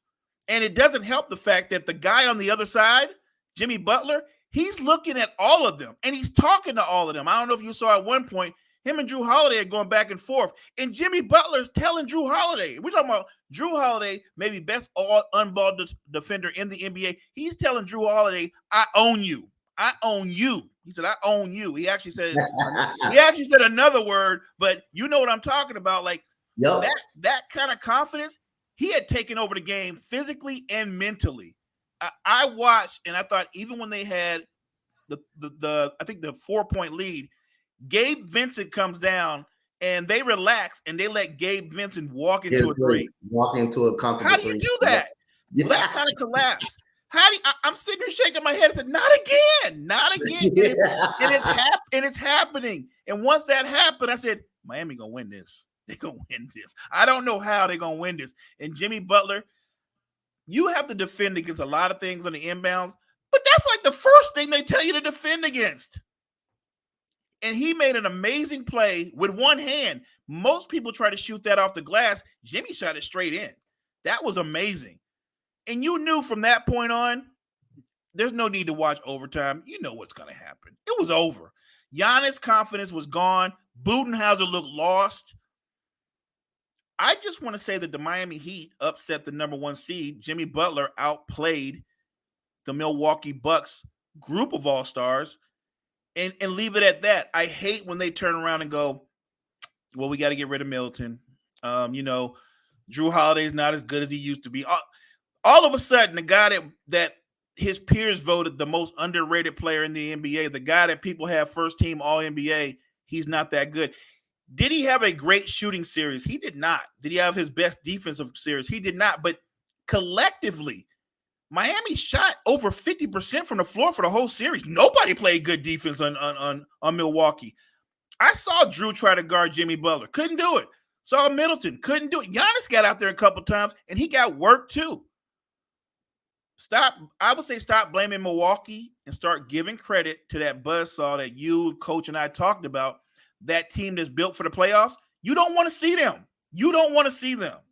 If things had worked out differently, Milwaukee would have played Brooklyn. They probably would have swept Brooklyn and been already into the second round. But they ran into a bus. So the amazing thing about the Heat, y'all, what really blew my mind is, don't forget, when they played their first play-in game, they looked horrible against the Hawks. Like, remember, they lost to the Hawks. I'm thinking, man, Miami's done. They really are bad. And they got into the playoffs. Jimmy Butler hit that switch, and it's all she wrote. Like, he is, and you keep saying this, when he reaches the playoff, he becomes, from his all-star, he's a superstar. He becomes from a top 15 player to a top 5 player. That's all it is. The history of me watching the Atlanta, watching them guys right there, Miami Heat. Every time they get in the playoffs, they're gonna give it all they got. And most of the time, they be in as a low seed. But you know the culture they set over there in Miami. You know Pat Riley and Eric Spoelstra. You know the culture over there. If you don't play hard, you're not playing. You're not playing over there. And they always get guys. They're not big names, though. They always get guys they can develop that's going to come in, that's going to play hard, that's going to be right in top shape, that's going to give it 100% on the court and give you good defense when they needed to. Is Matt Strus an all-star type player? No. But he fits right where they need to be. Is Kyle Lowry stealing money? Yes, but he still gets out there and play hard and play good defense, and they still drop about 10 points a game on a good night. Is Caleb Martin a sexy player? No, but he still give you 10 points and give you some hard working on defense. Is Bam a sexy player? Probably to a lot of. He's popular around the league, but he can guard anybody, 1 through 5. It doesn't matter. But the key thing is, I watched Jimmy Butler make a fadeaway over Drew Holiday and look right back at him and say something to him and laugh. That's how confident he was. No, it didn't matter who you put on Jimmy Butler in that series. Nobody wasn't guarding him. They wasn't guarding him, especially one-on-one. And this is what I'm saying. The Bucks were so confident. They had an all-star and a 3-and-D player in Holiday. And I say, we don't got to double Jimmy Butler. We got good enough people to stop him long. He proved that wrong. No, you didn't. He had 56 points in one game. He had 42 this night. In game one, every game, even the game they lost, he had great first quarters in. Even the game they lost, he was good in that game. They got blown out. He was very good. So, again, Miami, when they have the game plan for you for a 7-game series, these guys can adjust quick as a fly. Can adjust quick as a fly. They lose a game, they come back the very next game. It's a whole different goddamn Miami Heat team. And they keep pressure on you throughout the whole game. You literally in the game 4, seen them put full court pressure on them. And the Milwaukee Bucks rattle up under it. That's what you think. I agree with both of you guys. I mean, honestly, it's sad, even as a number 1 seed for the East, that you get beat the brakes off you by one player. And Miami, like we said, the bench came up big. You didn't have guys, scoring 30, 40, whatever. You had guys like Mo said, Coach said, 10 points a game. They fit right where they need to be. They know their roles. I think for the Bucks going forward, you don't have to get rid of the whole dang team, but you got to look at from the top to bottom. Okay, who's in, who's out? Bobby Portis. How you play 17 minutes, no points? You're great on a 3. You're a great defender. Can get to the free throw line. Giannis, definitely got to work on your dang free throws. As a superstar and the face of the franchise, like Mo said, he can't really shoot outside shots, threes. And you missed 10 free throws in that game. That cost that free throws count in the NBA. They count. That can make or break a game. But you gotta give credit to Jimmy Butler. I mean, he went off. No disrespect. They had their play-in tournament. They got beat by the Hawks, and that was surprising by itself. But even then, like Coach and Mo, you both said, they played and they had something to prove. They had played with a chip on their shoulder, nothing to lose. And teams that have nothing to lose, that's the most dangerous teams right there. So give credit to Jimmy Butler. I'm not surprised when Jimmy Butler gets in the playoff, he's Jimmy Buckets. So he's a different player. No doubt. Hey, Coach, let me ask you a question on Coach Bud. Yes, you were there. You would know this when he was the coach of the Hawks, right? Mm-hmm. And he led them to the best record in the league. And then they get lose in the first round? No, they got swept in the Western Conference Finals. Right. So I guess what I'm asking is, yes, that he has that one title under his belt, but since then they've come up short. And we're looking at players, but I look at this series and I never saw any adjustments. Never mind offensive adjustments, but I never saw him make any defensive adjustments. Just to throw Jimmy Butler off, just to make him uncomfortable. Even if you hedge or you blitz him, show him something different other than we're going to switch who's guarding him. Like, and I didn't see any major adjustments. It seemed like they were committed to not leaving open shooters, and I get that. But when a man is dissecting you by himself, I'm going to go ahead and leave some guys open and see if they can beat me. I'm going to see if Caleb Martin can drop 30, if Strus, if Gabe Vincent can beat me. Anybody other than the guy that's averaging 37 points, shooting 60% from the field. Anybody other than that guy. I mean, again, this also go back to the point that you said, what you said earlier. When the team is as a whole, not throughout the whole series, shoot 50% from the field and from the 3-point line, that gives you hesitation. Hey, I know if we double them, it's going to be open opportunities, and they're cashing in on them right now. So now I'm trusting my guys I want to make him take the toughest shots that he could take. And if he hits them, that's fine. Unfortunately, he was having a great series. He was hitting them, but he do that every time in the playoffs. But again, when the rest of the team is shooting 50% from the field and from the 3-point line, and they're as hot as they could be, hey, as a coach, that's nothing you can do about it. That's not right there. You can do. The team just hot as a whole. But you can't control what you do on offense. Of course, when a team is hitting like that, that also puts pressure on you to go back and score immediately on offense. I just think when Miami gets hot like that, that's just part of nothing you really could really do on the court. That's just a team, no matter if I double them, these guys going to have every open shot. They're already hitting them. So I might well just play a one-on-one and just see, can I stop them? I might well just go that route right there. So that's part of the plan. That's part of the period. I understand what you got. You double a player, you take the ball out of his hand, but if the guys are going to shoot 50% from the 3-point line and be comfortable from out there, hey, you might well just go ahead and just see what you can do with a one-on-one. Unfortunately, Jimmy Butler is a whole different guy one-on-one, and they just couldn't keep up on the offensive side of the ball. And literally, when I thought that was bogus down the stretch when they did challenge it and get it right, but Kyle Lowry clearly stole the ball. Middleton fouled him. Yeah, Middleton fouled him. I thought Middleton fouled him on that. I think they got it wrong. But you can literally see on the next jump tip, Giannis down and threw the ball out of the way because he didn't want to get free throws. Didn't want to touch the ball. He threw the ball out of bounds. It goes to Drew Holiday. He misses a free throw. Now all of a sudden they up 2. Then Jimmy Butler, that happened. That shot, that happened. And after that, you kind of knew Jimmy Butler, you're going to see Jimmy Butler again. That was the last thing you didn't want to do. Unfortunately, it got hot. But when you shoot, when your whole team as a whole shooting from the 3-point line that well, you have Strus and Vincent shooting that well from the 3-point line, that gives you a lot of hesitation. And I do think outside of the one championship that he got, Mike Budenholzer is you would call him kind of overrated. I still do think that. I think Doc Rivers is overrated as well, outside of the championship that he got in Boston. But other than that, I don't think nothing Mike Budenholzer could do special. He could still make some adjustments, but again, everybody was hitting for Miami. Everybody making shots over there. So they just went on about it and played them one-on-one to see can they cool them down. Unfortunately, it didn't matter who you put on Jimmy Butler. Jimmy Butler was crazy with just that man. Like he been all season, all year long. Like he been the whole playoffs so far. So we got one more game before we get up out of here, before we cover the next 2 games tonight. Then we'll end the day, or we'll end the day. So we got the last the game 5. Golden State finally won on the road. They finally won a game on the road, which I did expect them to win a game on the road. Now they did. They was the worst road. They probably had the worst road record out of anybody in the regular season. But other than that, that's all washed away in the playoffs. That all get washed away in the playoffs, and it's totally different. They win on the road in game 5 in Sacramento.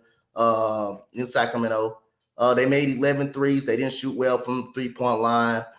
They got 43 rebounds to Sacramento, 44 rebounds. Turnovers by Sacramento, 19 turnovers. Not going to get it done against the Golden State Warriors, the way they played, Golden State Warriors had 15, didn't help them too much. Golden State Warriors had 7 blocks in this game. But the 19 turnovers definitely kill. You can't afford against a hot team like this that's hot coming into your building to have 19 turnovers. And Kevon Looney, another 20 rebound game.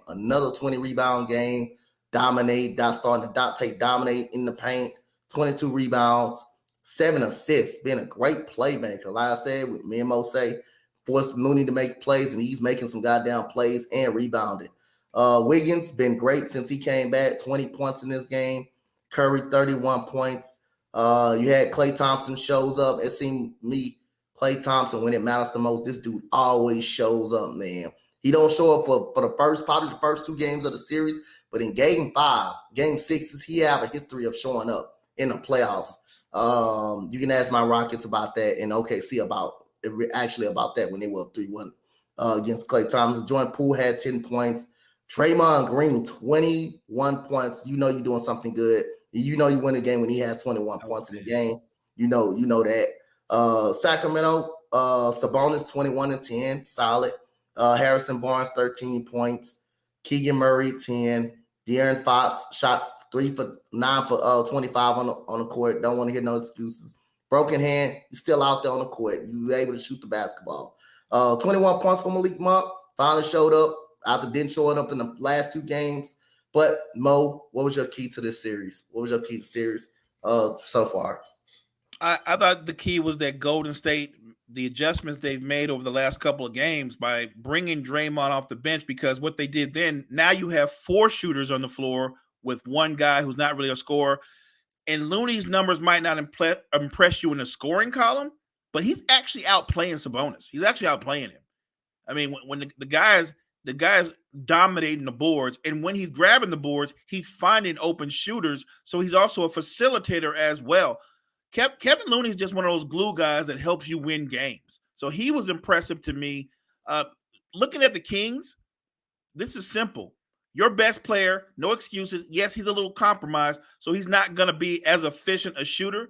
So you need a better version of Keegan Murray. Keegan Murray's got to give you a 15 to 20-point game.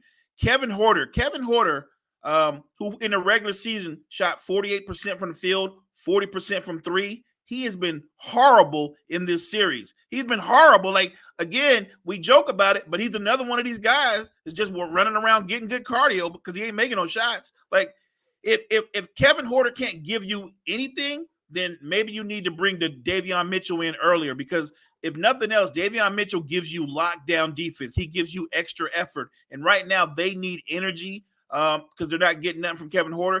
They're going to need a big game from Malik Monk. I thought he played well in game 5, but I think they need him to, be more like he was in the first 2 games. I think he needs to be upwards of 25 to 28 points.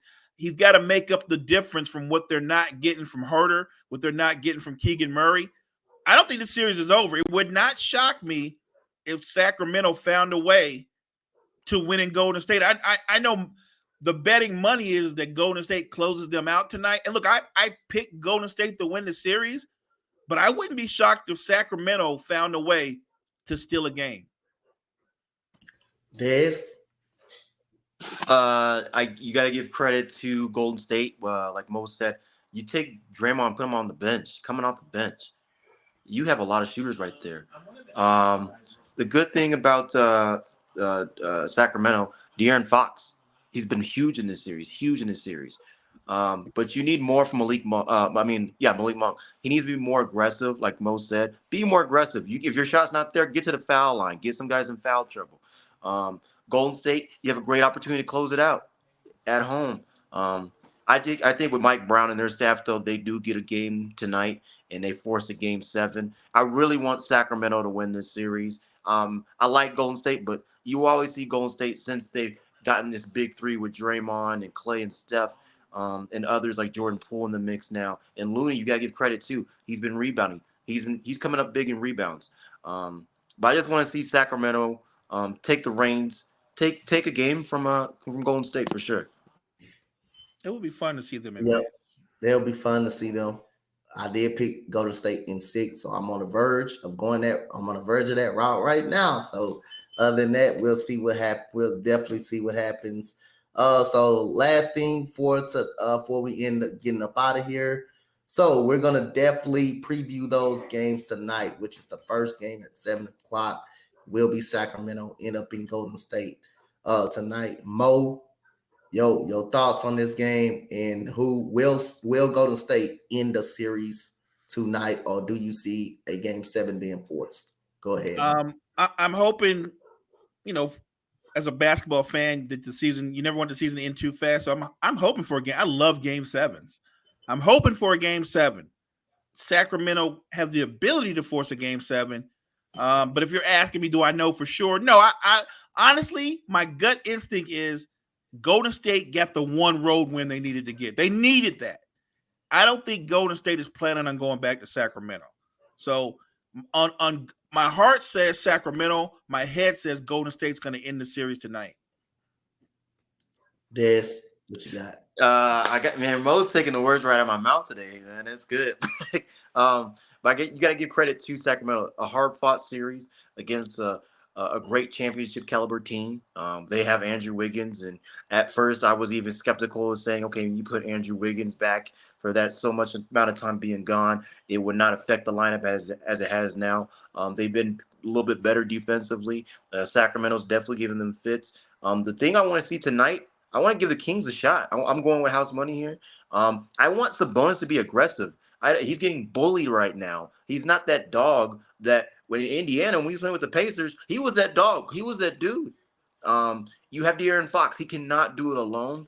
Malik Monk, step up. Somebody step up. They need 2 or 3 guys to contribute. Force a game 7. And Golden State, they got the road win. Don't get me wrong. But when they play in Sacramento and we see it in Memphis, that crowd, that city is behind them. And it's going to be a rowdy environment. So if I'm Sacramento, Mike Brown, hey, we lost these games. Let's fight. We have nothing to lose. And you already know he's going to make the adjustments. He is going to make adjustments for sure. I say Sacramento. I hope you're right. Got you. I picked the Warriors in 6. And I'm going to go with the Warriors. I think Coach is going to be right. I'm going to go with the Warriors tonight. I think Sacramento really hurt themselves by not winning that game 4, pretty much. I thought they didn't execute well down the stretch. Neither did Golden State. I don't think Golden State executed well down the stretch, but that open 3, they did get a good look by Harrison Barnes. Unfortunately, he didn't knock it down. Sabonis didn't play well in those last 2 games in Golden State. So I thought that game 4, they had an opportunity to win. So I'm going to go with Golden State in my pick in game 6. Now, the last but not least, the main event of the evening and the main event of the night, pretty much. Well, we got the draft. What's the main event of the night before the basketball main event of the night? We got the Memphis Grizzlies in LA for game 6. I picked Memphis to win the series in 7. Right now, so far, it looked like LA win the series in 6 if they close it out tonight. The only way my prediction works, if Memphis forces a game 7. So again, Mo, will your Lakers end the series tonight and in Memphis tonight? What you got? I'm gonna say the Lakers win the series. I think they close it out. They're smart enough to know, at least it's kind of like the Golden State Sacramento series when we talked about a certain game determine who's going to win the series. I thought the last game 5 determined that. Yeah. If the Lakers don't win game 6, they're not going to win game 7 in Memphis. They've got to end this series tonight, or they're going to lose. They're going to lose in dramatic fashion in game 7 against Memphis. So I think you see a better version of LeBron James, a more balanced scoring team with Austin Reeves, with Rui Hachimura. I think Schroeder, who's been horrible the last couple of games, I think he steps up. They have to control the pace of the game, and they have to shoot. I would say not shoot threes, but be more selective in shooting threes. Like the strength of that team, the Lakers, is not shooting threes. The strength of the team is that what they do in the restricted area, what they do in the post. They have to get back to that. If they let Memphis get off to a good start, let John Morant see a couple of threes go in. That's going to open up everything for him. Let Desmond Bane get up to an early start. That you're going to have a problem. If you get both of those guys going like they did in game 5, it's gonna be a long night for the Lakers. I think the Lakers close it out, but my confidence is very sketchy. Tell you, Desmond Bain and Ja Morant, especially if Desmond Bain shoot that ball like that pretty well, and he was one of the top shooters in the league this year. If he's shooting the ball well, like he did in Game 5, and we know, the Lakers ain't stopping Ja Morant. He's going to continue to get to the paint. But if he's combined hitting that 3, 5'11" like he did, and Desmond Bain is on fire, I don't think the Lakers win this game. But right now, I'm gonna stick with 7. But I wouldn't be surprised if the Lakers close it out tonight, because they are the type of team. Once they get in, if LeBron James and AD is healthy, they can give somebody a scare in Memphis. Let's see if they can step up tonight again. So Des, will the Lakers put an end to it tonight? The key for the Lakers to end this series tonight, LeBron James. If your shot's not falling, facilitate. Austin Reeves, step up big. Hachimura, step up big. You do not want to go to Memphis. That's forcing the Game 7, and you have a chance to close out tonight. I'm going with Memphis, going with the underdogs. Oh, Memphis. Desmond Bain. Hey, we got the same first name, Desmond. He is the main aggressor, and it's giving the Lakers fits. The Lakers will probably try to double team him, probably get some switches, blitz him, make him uncomfortable shooting, make Ja Morant be that primary scorer, which we already know he can be. And you can see Tillman as well. If they have Tillman in the lineup for Memphis, that's giving Lakers problem as well. He can give you some rebounds and some physicality as well. And he can definitely play Anthony Davis straight up. So I give Memphis a win. I want them to win. The key for the Lakers to close the series out, LeBron James. If your shot's not falling, pass the ball, make the extra pass. The shots have to be falling, because if the threes aren't falling, drive to the basket. But if your shots aren't falling, get aggressive. You want not to go to Memphis. And Memphis, you have nothing to lose. House money right here. Yep. One more thing before we end it right here. But I agree with you. LeBron James is always key, but the wild card is Anthony Davis. You got to say, this is LeBron James' safety blanket right here in case LeBron goes out. We saw Anthony Davis hold it down throughout the regular season without LeBron James in the lineup. This is what they brought Anthony Davis in throughout the COVID year. Don't care. Still a championship. A lot of teams in that bubble had a chance to win it. Had a chance to win the championship. 100%. They had a chance. If the Sixers would have won a championship, it wouldn't have been just a bubble ring to them. That would have been the title. No damn well if my Rockets would have won, that would be our third championship. It would be just a legit title. Just because yes, I don't like the Lakers at all, but you got to call it what it is. It's still a championship ring. It's still a championship title. No matter how it goes, no matter how you slice it up, the banner's still up there. The banner's still with the Lakers. So other than that, you got to give them credit for what credit due. But Anthony Davis, he was key to that championship success. He'll take a lot of load out of LeBron James. If he can play well again tonight with 31-11, Lakers should feel good about themselves. If LeBron James want to shoot up jump shots and not be great on the floor like he was in Game 5, Anthony Davis, this is where Anthony Davis come in at right here. Save the day if LeBron is not playing well. The worst thing you can have is LeBron playing well and you're not playing well. But when you're both playing well, when Anthony Davis is playing well, I think that's a lot of success for the Los Angeles Lakers. And I think he needs to play well tonight to close out this series. So Anthony Davis, I am calling you out. You got to play well tonight. Can't just rely on LeBron James. He's getting older. He can still score. But this is what the Lakers brought you in for right here, to take that lot of wear and tear off LeBron James, to be that second op, to be that man, be the man. To be the man. You're here to be the guy now. So let's hope. Go ahead. I'm sorry. My X factor tonight is going to be D'Angelo Russell. Okay. Gotcha. I think they need a big shoot. He didn't have to put up 30 points or anything like that, but I think they need a good shooting night from D'Lo, a good floor game from him, because I think he is that guy that can open up the floor when he's hitting shots. So, but you're 100% right. They didn't bring Anthony Davis there just to be LeBron James' sidekick. And you also make a big point that a lot of people miss. LeBron can play bad, and the Lakers can still win if Anthony Davis is dominant. Yes. But if LeBron puts up numbers and Anthony Davis gives you a 10 and 11 game, not only will we lose, he's going to get destroyed. He's going to get destroyed in the media. He's going to get destroyed. Yes. So he will not get a pass if LeBron have a big game, and he has a terrible game. He can't get a pass, but he will get most of the credit if he has a great game and LeBron don't show up. He will get that credit right there. So other than that, awesome morning show. Y'all know we're not going to be here on Saturday, Sundays. We got the week off. Trust me, I'm going to be covering the draft, but I'm going to still be keeping a lot up on NBA basketball. But other than that, Mo, tell the people they can follow you at, brother. You know the home, Sports Empire Network. And you can check out the podcast, NBA Cypher. And I'll see you brothers Monday morning for Coffee and Sports in the morning.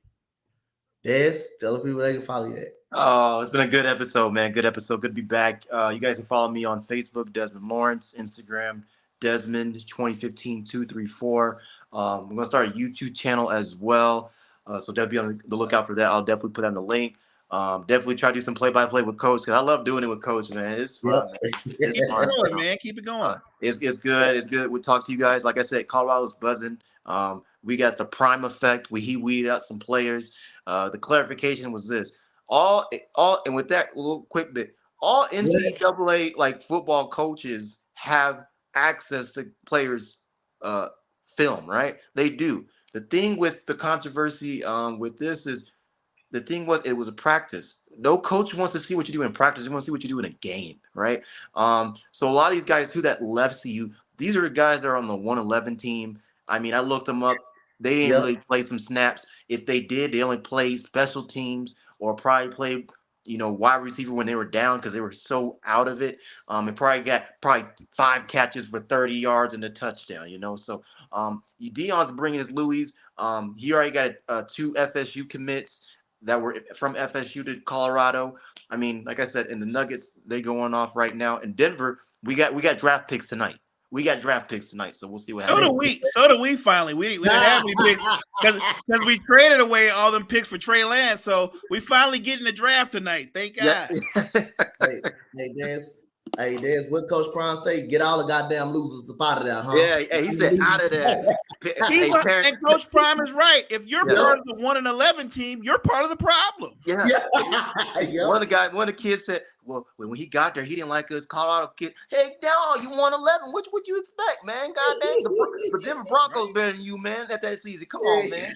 That was the best first meeting I've ever seen. The man walked in there and said, a lot of you won't be here. He told a lot of them to their face, a lot of you won't be here. They should have known when he first got in there. When he said that, they should have known at that point of time. You know what he said too at the Pat McAfee show? I think it was yesterday before. They were like, so, like, what's going on? He's like, you didn't see the white hat I was wearing at the spring game? That was the telling right there. Come on, man. I mean, and some players like, man, I was walking and they told me they're gonna cut me, and it's not personal, but he's bringing some guys, and they open up so many dang scholarships. I'm telling you, the portal is going to be huge for them. I'll definitely try to put in our Empire Sports Network any type of breaking news, any commit, because they're getting commits by the hour. Like, and these are dogs. That's what he wants. He wants some dogs. So for sure, definitely check me out on the play-by-play. Keep updating, Des. Keep that updated because that's big. Yep. No doubt. And like I said, Coach, we will definitely do a play-by-play Saturday. I'm down to do it, man. I'm down to do it. All right. So as for Coach Dante, as for my boy Mo, as for Des, y'all enjoy the playoff games and enjoy the draft. We'll see you guys Monday morning.